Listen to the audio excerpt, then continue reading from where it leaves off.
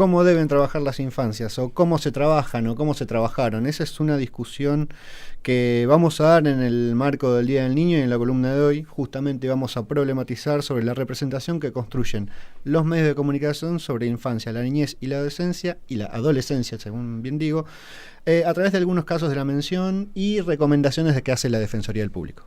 Vale, suponte que adoptan un chico, un varón. Como tienen inclinaciones homosexuales, ¿no podría producirse una violación? Si la violación es inevitable, relájate vos. ¿En qué se diferencia un globo de gas de una mujer? El globo de gas tiende a subir y la mujer sube a tender. ¿Por qué muere el hombre 20 años antes que la mujer? Ustedes nunca se lo preguntaban, porque el hombre se gasta antes. 20 años antes de gastarme los teléfonos. Quiero que opinen las cobardes. Ahí escuchábamos a Mirta Legrand diciendo de si se podía producir una violación si hay padres homosexuales.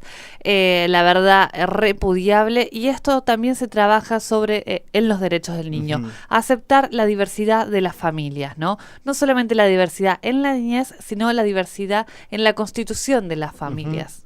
Sí, y una aclaración en primera instancia. Bueno, estos son los separadores que venimos usando el primer año. Tenemos mucho material para hacer varios más, lamentablemente.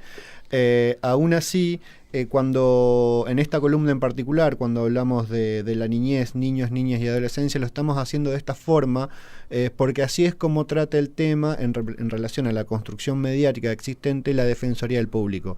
Como siempre lo decimos, la Defensoría del Público es un organismo estatal creado por la Ley de Servicios de Comunicación Audiovisual, aún vigente pero desguazada, que sin un poder sancionatorio lo que hace es hacer, valga la redundancia, recomendaciones sobre la construcción mediática o sobre el tratamiento, específicamente en noticias, de diferentes colectivos. Se puede aparecer tercera edad, ¿sí? Tratamiento de algunos casos en particulares como pueden ser suicidios. También lo hace sobre los niños y niñas, pero tomando como uno, si puede ser hasta 18 años, por eso toman niños, niñas y adolescentes. Lo primero que hay que aclarar un poco es de alguna forma una especie de marco teórico, porque esto es casi una investigación científica y en parte lo que hay es una justificación en relación a las construcciones mediáticas, cómo representan esas construcciones mediáticas y por qué hay que chequear constantemente y hacer recomendaciones, o tiene que existir un organismo como este que haga algunas recomendaciones sobre la construcción.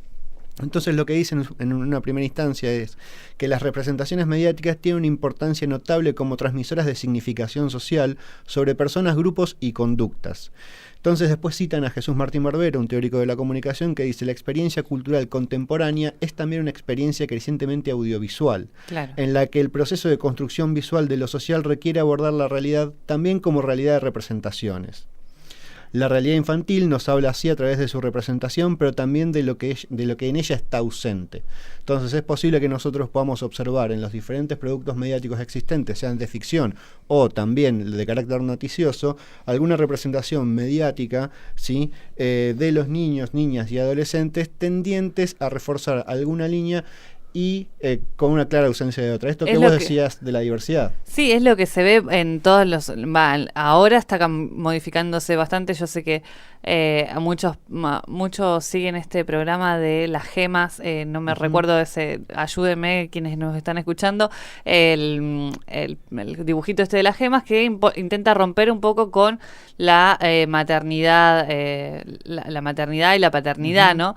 Pero imagino que los novios se presentan en la infancia, novios heterosexuales, nena que conquista nene, y las infancias trans es más difícil, mucho, las cosas ausentes de las representaciones. Me quedó gustando eso que dicen ahí, ¿no? Sí, eso lo que habla de las representaciones es una profesora, una docente de la Universidad de Buenos Aires, Sandra Carli, lo dijo en el 2006, sí, lo de Barbero fue un poco más del 2003, pero un poco marca esta cuestión de cómo la construcción de lo simbólico, digamos, y lo real y lo que nosotros hacemos, nuestra forma de ver el mundo, está atada cada vez más a ciertas representaciones mediáticas que un poco vienen a dar, ¿no?, esta igualación de mi experiencia sobre el mundo con relación a la experiencia mediática en relación al mundo. Entonces eso en las noticias se ve claramente. La Defensoría del Público lo que hace es trabajar justamente con un marco de noticias, sobre todo de noticieros nacionales, en donde a partir de ahí chequea cuál es la representación. Luego de 4 años de trabajo sobre, por ejemplo, en algunos diagnósticos que han hecho, la Defensoría pudo identificar de qué manera recurrente se proponen relaciones o relatos, que establecen una condena mediática que tras una vinculación lineal entre conductas delictivas y su realización por parte de niños, niñas y adolescentes. Y acá, como para cerrar, nos da un poco esta cuestión de una noticia, ¿sí? La noticia titulada "Asesinado en la puerta de su casa". Esa es una noticia que comunica el robo y asesinato de un adolescente en el barrio de Barracas por parte de 2 personas que habían escapado de una moto. Si bien no hay datos en la investigación en curso que precisen, esto fue el año 2015, información sobre los atacantes, los comunicadores expresan: se está buscando una moto blanca que era la que trasladaba a estos 2 menores. Digo menores porque generalmente es así, seguramente 17, 18, 16 años. No hay inteligencia previa en la mayoría de los casos. ¿Ven cómo pasó ahora? 2 adolescentes que estaban en una esquina, a veces uno se resiste, otras veces no, pero no tienen problema en cargarse de una persona y lo matan, aunque sea un pibe, y huyen. ¿A dónde? A esos lugares laberínticos como son muchas de estas villas de emergencia. Sí, ese es uno de los tantos ejemplos en los que se intenta vincular la adolescencia con la delincuencia. Recuerdo Digo menores porque generalmente es así. Claro, sí. Eso no lo digo yo. Y que además son marginales, ¿no? Claro. Cuando hablamos también de adolescencias, y ahí claramente seguro si quería seguir describiendo a esa persona, no iba a decir que era rubiecito de ojos celestes, celestes 1,80 m, ¿no? Tal cual. Entonces, cuando hablamos de la construcción de las infancias, de las representaciones en los medios de las infancias, ¿de qué infancias estamos hablando? Además, también, además de responder esa pregunta, pensar si todavía en la representación de las infancias aparece esto, cuánto queda por trabajar para llegar a una representación correcta de lo que puede ser un niño o una niña trans, ¿no? Tal cual.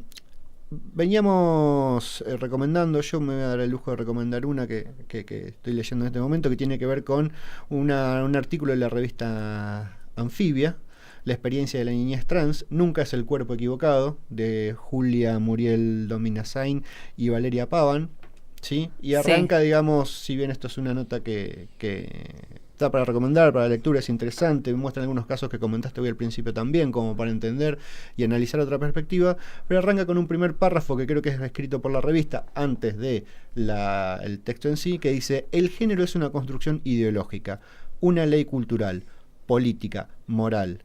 Masculino y femenino son roles dentro de una dicotomía que busca ordenar cabezas y dar certezas. Pero ¿qué pasa cuando a los 2 años alguien empieza a esbozar qué no es lo que se espera que sea? Lulú fue la primera niña que, por primera vez en el mundo, logró cambiar el género en su documento de identidad sin tener que acudir a la justicia.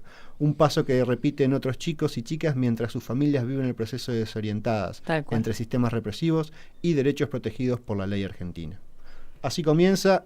Continúenla ustedes cuando quieran, como quieran. Es muy lindo ese... Lo vamos a poner en el Facebook para que puedan entrar directamente desde ahí. Ese texto, y que nos da cuenta de esto, porque las cosas rosas son de niñas y las cosas azules son de niños. Entonces, todas estas características que se atribuyen a los géneros deben ser repensadas desde la niñez, ¿no? Sí. Hay una recomendación acá. Acá me dice Gaby, a quien le mandamos también un cariño grande, Gaby Reynoso, que nos está escuchando. Me dice que el dibujo era Steven Universe, cierto, el de las gemas, que está bueno para ver. Y una recomendación también en el sentido de la construcción y las representaciones. En Paca Paca hubo una serie de programas, unos micros, que se llamaban Cuentos de todos los colores. Allí hay una diversidad de cuentos relatados por una niña que hablan de la diversidad en las familias. Claro, excelente. Excelente, porque es un primer paso para analizar y ver cómo se construye, porque a partir de ahí empieza en el proceso de mejora, reflexión sobre el propio producto mediático realizado, empieza quizás cómo se puede mejorar, porque después de ahí se nutre con lo que pasa en la vida cotidiana. La Defensoría del Público hace audiencias todo el tiempo para ver con aquellos grupos y consultar cómo se sienten representados. Así que así tenemos que despedirnos ya en este programa, hermoso programa. La verdad que me encantaría seguir hablando de este tema porque hay muchísimo para recuperar. Tuvimos a Cari, mamá de Víctor, quien nos dejó un testimonio hermoso en en este día. Decir que el Día de las Niñas se debe festejar todos los días, respetarlos, amarlas, quererlas y acompañarlas en el crecimiento. Sepamos que son personas que toman sus propias decisiones y debemos acompañarlas nosotras como adultos y como adultas. Decir de que en realidad queda mucho también por descubrir sobre las infancias, y quién mejor que las niñas para decirnos eso, ¿no? Tal cual. Así que les mandamos un cariño grande a todas las niñas y a todas las personas que acompañamos infantes. Y de vuelta a invitarlos el día 25 de noviembre. Vamos a estar acá en la universidad Torne 302. Pueden venir a festejar con nosotros el Día de las Niñas. Y bueno, nos vamos ya despidiendo con una canción que está reversionada, porque eso también hay que hacer, reversionar las cosas que aprendimos en nuestra infancia y adaptarlas a esta nueva forma de vivir las infancias.